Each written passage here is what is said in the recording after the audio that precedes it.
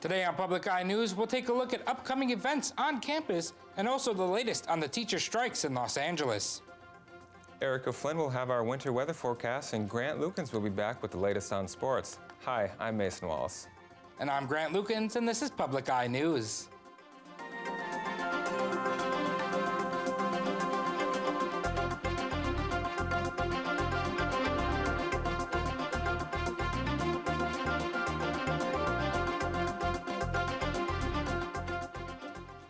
Northern Michigan University will be hosting its 19th annual Summer Employment Fair, which will take place on February 13th from 1 to 4. The fair is open to both students and alumni and will allow goers to look at part-time jobs as well as internships. Employers interested in registering can do it via handshake, and the deadline for registration and payment is 5 p.m. Wednesday, February 6th. Tables will be given away on a first-come, first-served basis. A full-length ballad is making its debut on the stage of the Forrest Roberts Theater on Thursday. The ballet, called East of the Sun, West of the Moon, is based on a Norwegian folktale where a young girl has to save a prince who has been turned into a bear. The score was originally produced by Marquette-based musician Griffin Canday, who says this is his first ever piece. You can catch the ballet Thursday, Friday, and Saturday at 7:30.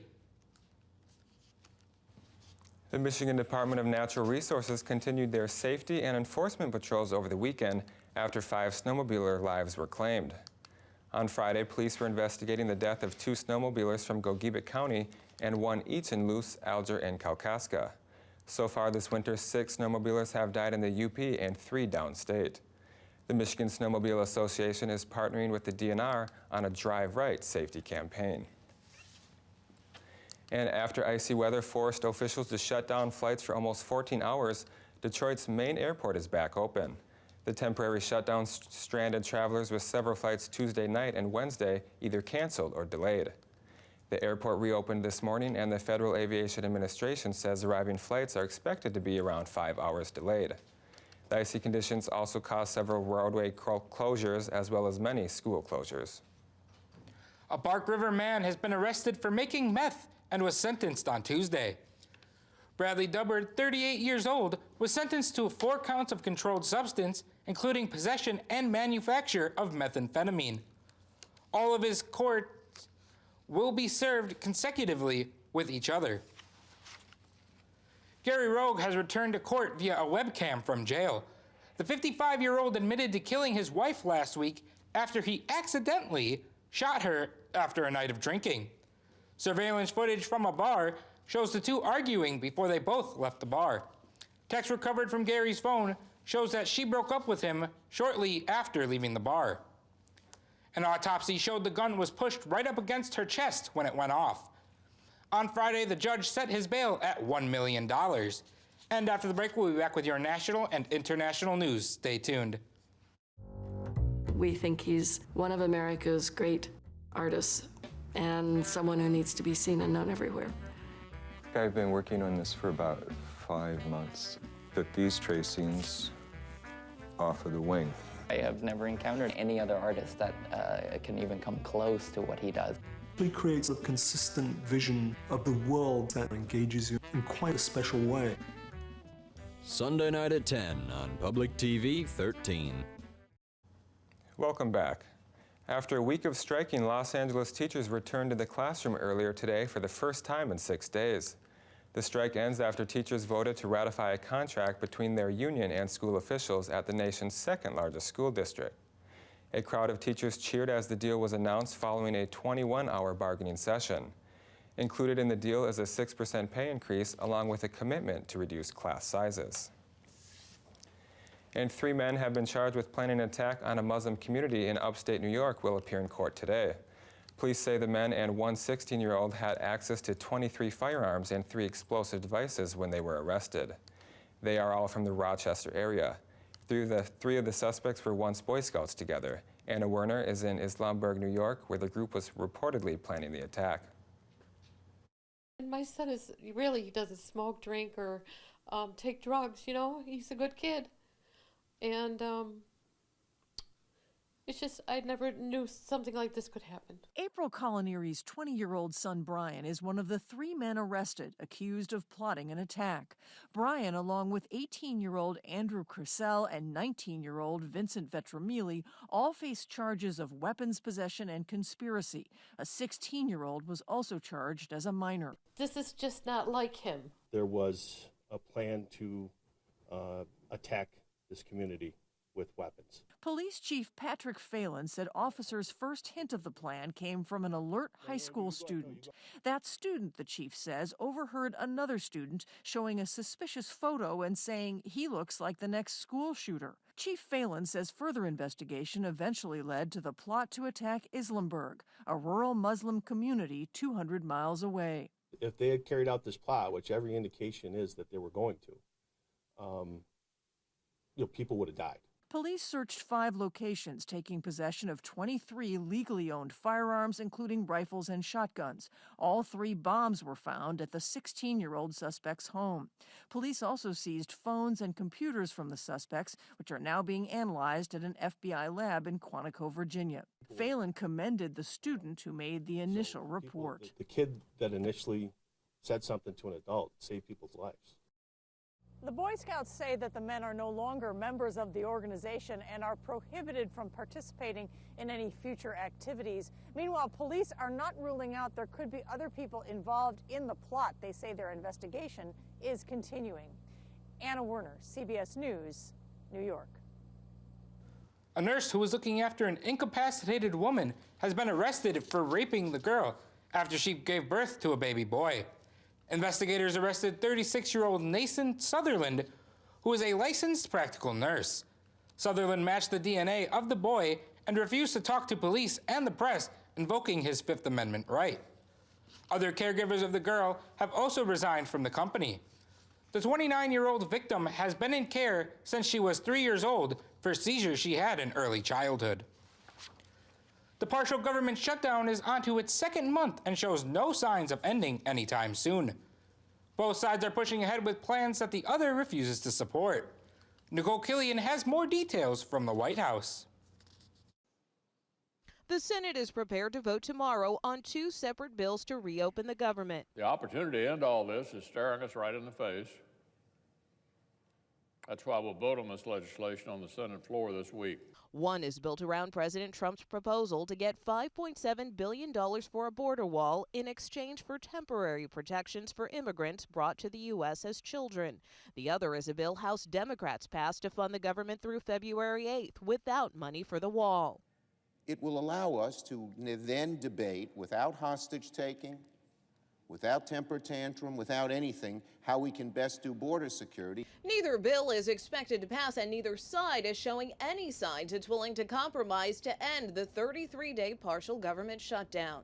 71% of Americans in the latest CBS News poll say the border wall is not worth a government shutdown. Remind each senator of the words of Jesus of Nazareth in Luke 10:7, those who work deserve their pay. The CBS News poll shows 65% of Republicans say President Trump should not sign any budget that doesn't include wall funding, while 69% of Democrats say Congress should refuse to fund the wall. Nicole Killian, CBS News, the White House. After the break, we'll be back with your weather and sports. Stay with us.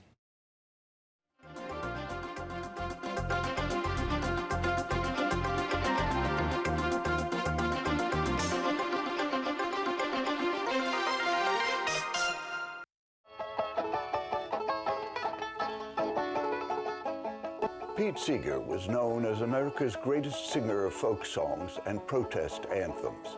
Congress tried to put him in jail. An appeals court said they couldn't do that. This program pays homage to those who knew him and learned from him, and those who never knew him but also learned from him. In other words, Pete's legacy. If I had a hammer. Thursday afternoon at 1 on Public TV 13. Hi, I'm Erica Flint with your weather today, and as you can see, we have snow out on the Academic Mall behind us. And our current weather conditions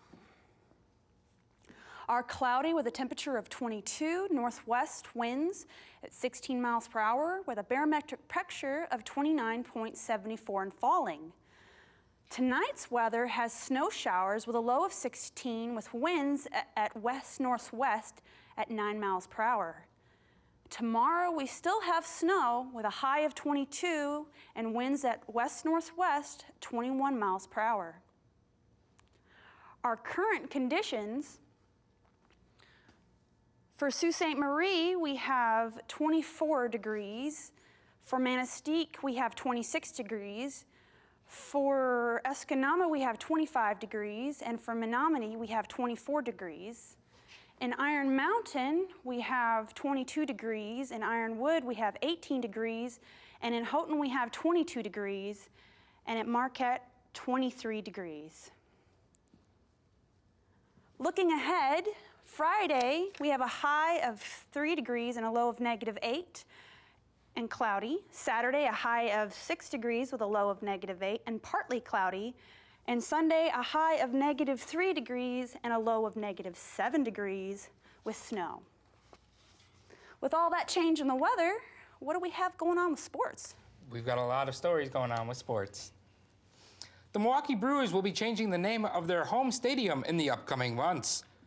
American Family Insurance will place its name on the stadium for 15 years, but that name has not been announced yet. The company allegedly offered the Brewers a large sum of money and have been purchasing naming rights all across Wisconsin. The name change could affect the north and southbound freeway outside of the park, which is currently named Miller Park Way. Fans had an emotional response to the news on social media, with many hating the idea. The Rockets and the Bulls have finalized the trade of Carmelo Anthony, who will be working with the Bulls as of Tuesday. The Bulls have no plans to play Anthony, however, and will either trade him or make him a free agent. Anthony averaged 13.4 points per game, in 10 games, with the Rockets not having played him since November 8th. Anthony has been traded multiple times with the Bulls, making this his 4th franchise in only 7 months.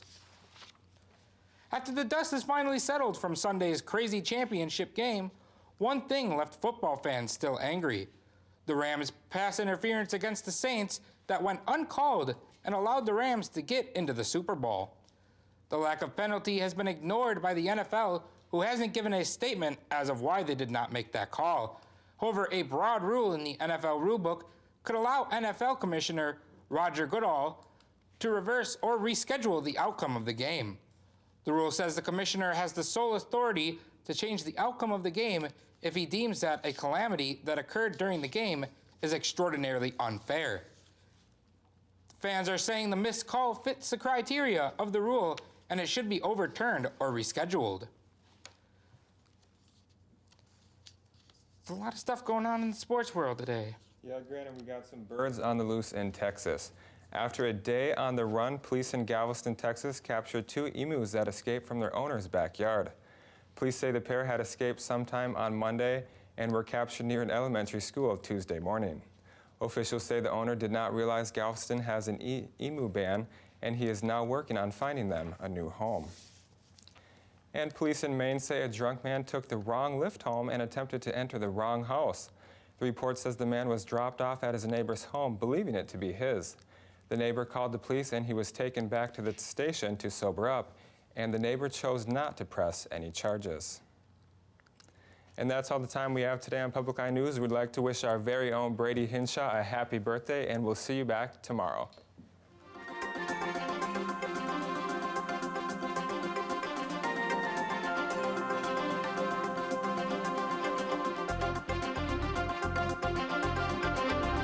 The preceding program was produced in studios located in the Edgar L. Hardin Learning Resources Center by WNMU-TV, Northern Michigan University Public Television.